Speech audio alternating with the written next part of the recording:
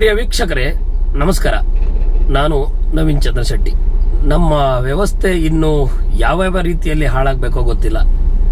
Bengaluru police commissioner ಇವನ್ನ ಸುದ್ದಿಯನ್ನು ನೋಡಲೇಬೇಕು. ಯಾಕಂತ ಹೇಳಿದ್ರೆ RTOದವರು ಮಾಡೋ ಕೆಲಸನ ಪೊಲೀಸವ್ರ ಕೈಗೆ ಕೊಟ್ಟು ಇನ್ನೂ ಲಾ ಅಂಡ್ ಆರ್ಡರ್ ವ್ಯವಸ್ಥೆಯನ್ನ ಇನ್ನೆಷ್ಟರ ಮಟ್ಟಿಗೆ ಇದನ್ನ ಸುರಕ್ಷಿತವಾಗಿ ಮಾಡೋದಕ್ಕೆ ಸಾಧ್ಯ ಅನ್ನೋ ಪ್ರಶ್ನೆ ಎದುರಾಗುತ್ತೆ. ಯಾಕಂತ ಹೇಳಿದ್ರೆ ಎಲೆಕ್ಟ್ರಾನಿಕ್ ಸಿಟಿ ಬೆಂಗಳೂರಿನ ಪ್ರತಿಷ್ಠಿತ ಏರಿಯಾ. ಈ ಭಾಗದಲ್ಲಿ ಸಾಕಷ್ಟು ಖಾಸಗಿ ಬಸ್ಗಳು ಓಡಾಡ್ತವೆ. ಈ ಬಸ್ಗಳನ್ನ ಬೆಂಗಳೂರಿನ ಕಮಿಷನರ್ಗೆ ಒಳಪಡುವ ಅಂದ್ರೆ ಬೆಂಗಳೂರು ನಗರಕ್ಕೆ ಒಳಪಡುವ ಎಲೆಕ್ಟ್ರಾನಿಕ್ ಸಿಟಿ ಪೊಲೀಸರು ಈಗಾಗಲೇ ಸೇಮ್ ನಂಬರ್ ಅನ್ನ ಹೊಂದಿಕೊಂಡು ಒಂದು ಬಸ್ಸಲ್ಲಿ ಇರೋ ನಂಬರ್ನ ಇನ್ನೊಂದು ಬಸ್ಸಲ್ಲಿ ಹಾಕಿಕೊಂಡು ಸರ್ಕಾರಕ್ಕೆ ಹಾಗೂ RTOಗೆ ವಂಚನೆ ಮಾಡುತ್ತಿದ್ದ ಬಸ್ಗಳನ್ನ Electronic City law and order ಪೊಲೀಸರು ಅವುಗಳನ್ನು ವಶಕ್ಕೆ ಪಡೆದಿದ್ದಾರೆ.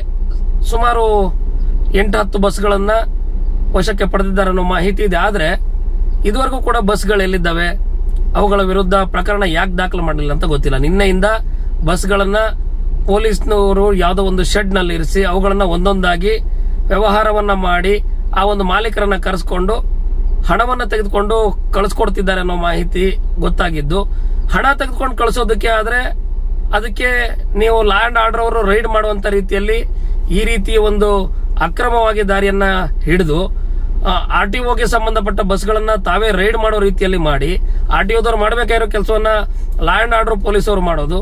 ಇಲ್ಲಿ ರಸ್ತೆಯಲ್ಲಿ ಹಿಡಿದು ಟ್ರಾಫಿಕ್ ಪೊಲೀಸರು ಫೈನ್ ಹಾಕ್ತಾರೆ, ಸರ್ಕಾರಕ್ಕೆ ಅದರಿಂದ ಹಣ ಕೂಡ ಬರುತ್ತೆ.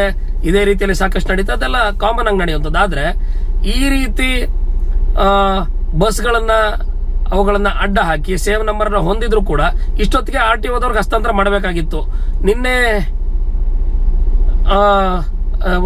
ನಿನ್ನೆಯಿಂದ ಇದುವರೆಗೂ ಕೂಡ ಯಾಕೆ ಇನ್ನೂ ಕೂಡ RTOದವ್ರಿಗೆ ಹಸ್ತಾಂತರ ಮಾಡಿಲ್ಲ? ಬಸ್ಗಳನ್ನ ಎಲ್ಲಿ ನಿಲ್ಸಿದಿರಿ? ಮಾಧ್ಯಮದವ್ರು ಕೇಳಿದ್ರು ಕೂಡ ಇನ್ನು ಅದ್ರ ಬಗ್ಗೆ ಕೇಸ್ ದಾಖಲು ಮಾಡಿಲ್ಲ, ಇನ್ನು ನಾವು ಹಂಗೆ ಇಟ್ಕೊಂಡು. ಹಾಗಾದ್ರೆ ರೈಡ್ ಮಾಡಿದ ನಂತರ ಎಷ್ಟು ಸಮಯಗಳು 24 ಗಂಟೆವರೆಗೂ ಅವ್ರನ್ನ ಇಟ್ಕೊಂಡು ನೀವೇ ಠಾಣೆಯಲ್ಲಿ ಅವ್ರನ್ನ ಕರೆಸ್ಬಿಟ್ಟು ವ್ಯವಹಾರ ಮಾಡೋದಕ್ಕೆ ಬಸ್ಗಳನ್ನ ರೈಡ್ ಮಾಡುವ ಒಂದಷ್ಟು ನಾಟಕವನ್ನ ಮಾಡೋದಾದ್ರೆ ಪೊಲೀಸ್ ಇಲಾಖೆಗೆ ಈಗಾಗಲೇ ಕೆಲವೊಂದಷ್ಟು ಕೆಟ್ಟ ಹೆಸರುಗಳು ಬರ್ತಿದೆ. ಅದರಲ್ಲೂ ಎಲೆಕ್ಟ್ರಾನಿಕ್ ಸಿಟಿ ಪೊಲೀಸ್ ಅಂತ ಹೇಳಿದ್ರೆ ಅಲ್ಲಿ ಒಂದಷ್ಟು ಒಳ್ಳೆ ಹೆಸರಿತ್ತು.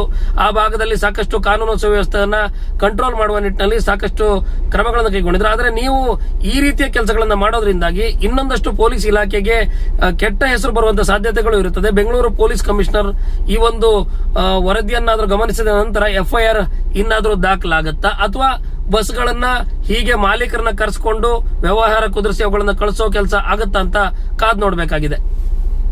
ಪ್ರಿಯ ವೀಕ್ಷಕರೇ ನಮಸ್ಕಾರ. ನಾನು ನವೀನ್ ಚಂದ್ರ ಶೆಟ್ಟಿ. ನಮ್ಮ ವ್ಯವಸ್ಥೆ ಇನ್ನು ಯಾವ ರೀತಿಯಲ್ಲಿ ಹಾಳಾಗಬೇಕೋ ಗೊತ್ತಿಲ್ಲ. ಬೆಂಗಳೂರು ಪೊಲೀಸ್ ಕಮಿಷನರ್ ಇವನ್ನ ಸುದ್ದಿಯನ್ನು ನೋಡಲೇಬೇಕು. ಯಾಕಂತ ಹೇಳಿದ್ರೆ RTOದವರು ಮಾಡೋ ಕೆಲಸನ ಪೊಲೀಸವ್ರ ಕೈಗೆ ಕೊಟ್ಟು ಇನ್ನೂ ಲಾ ಅಂಡ್ ಆರ್ಡರ್ ವ್ಯವಸ್ಥೆಯನ್ನ ಇನ್ನೆಷ್ಟರ ಮಟ್ಟಿಗೆ ಇದನ್ನ ಸುರಕ್ಷಿತವಾಗಿ ಮಾಡೋದಕ್ಕೆ ಸಾಧ್ಯ ಅನ್ನೋ ಪ್ರಶ್ನೆ ಎದುರಾಗುತ್ತೆ. ಯಾಕಂತ ಹೇಳಿದ್ರೆ ಎಲೆಕ್ಟ್ರಾನಿಕ್ ಸಿಟಿ ಬೆಂಗಳೂರಿನ ಪ್ರತಿಷ್ಠಿತ ಏರಿಯಾ.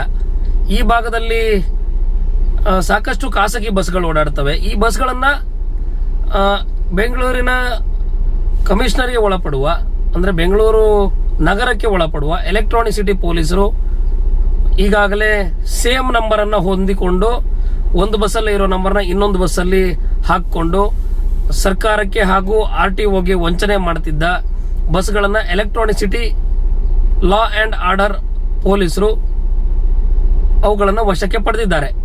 ಸುಮಾರು 8-10 ಬಸ್ಗಳನ್ನ ವಶಕ್ಕೆ ಪಡೆದಿದ್ದಾರೆ ಅನ್ನೋ ಮಾಹಿತಿ ಇದೆ. ಆದ್ರೆ ಇದುವರೆಗೂ ಕೂಡ ಬಸ್ಗಳು ಎಲ್ಲಿದ್ದಾವೆ, ಅವುಗಳ ವಿರುದ್ಧ ಪ್ರಕರಣ ಯಾಕೆ ದಾಖಲು ಮಾಡಲಿಲ್ಲ ಅಂತ ಗೊತ್ತಿಲ್ಲ. ನಿನ್ನೆಯಿಂದ ಬಸ್ಗಳನ್ನ ಪೊಲೀಸ್ನವರು ಯಾವುದೋ ಒಂದು ಶೆಡ್ ನಲ್ಲಿ ಇರಿಸಿ ಅವುಗಳನ್ನ ಒಂದೊಂದಾಗಿ ವ್ಯವಹಾರವನ್ನ ಮಾಡಿ ಆ ಒಂದು ಮಾಲೀಕರನ್ನ ಕರೆಸ್ಕೊಂಡು ಹಣವನ್ನ ತೆಗೆದುಕೊಂಡು ಕಳಿಸ್ಕೊಡ್ತಿದ್ದಾರೆ ಅನ್ನೋ ಮಾಹಿತಿ ಗೊತ್ತಾಗಿದ್ದು, ಹಣ ತೆಗೆದುಕೊಂಡು ಕಳಿಸೋದಕ್ಕೆ ಆದ್ರೆ ಅದಕ್ಕೆ ನೀವು ಲಾ ಅಂಡ್ ಆರ್ಡರ್ ಅವರು ರೈಡ್ ಮಾಡುವಂತ ರೀತಿಯಲ್ಲಿ ಈ ರೀತಿಯ ಒಂದು ಅಕ್ರಮವಾಗಿ ದಾರಿಯನ್ನ ಹಿಡಿದು RTOಗೆ ಸಂಬಂಧಪಟ್ಟ ಬಸ್ಗಳನ್ನ ತಾವೇ ರೈಡ್ ಮಾಡೋ ರೀತಿಯಲ್ಲಿ ಮಾಡಿ RTOದವ್ರು ಮಾಡಬೇಕಾಗಿರೋ ಕೆಲಸವನ್ನ ಲಾ ಅಂಡ್ ಆರ್ಡರ್ ಪೊಲೀಸರು ಮಾಡೋದು.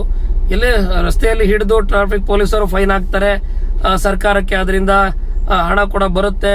ಇದೇ ರೀತಿಯಲ್ಲಿ ಸಾಕಷ್ಟು ನಡೀತಾ, ಅದೆಲ್ಲ ಕಾಮನ್ ಆಗಿ ನಡೆಯುವಂಥದ್ದು. ಆದ್ರೆ ಈ ರೀತಿ ಬಸ್ಗಳನ್ನ ಅವುಗಳನ್ನ ಅಡ್ಡ ಹಾಕಿ ಸೇವ್ ನಂಬರ್ ಹೊಂದಿದ್ರು ಕೂಡ ಇಷ್ಟೊತ್ತಿಗೆ RTOದವ್ರಿಗೆ ಹಸ್ತಾಂತರ ಮಾಡಬೇಕಾಗಿತ್ತು.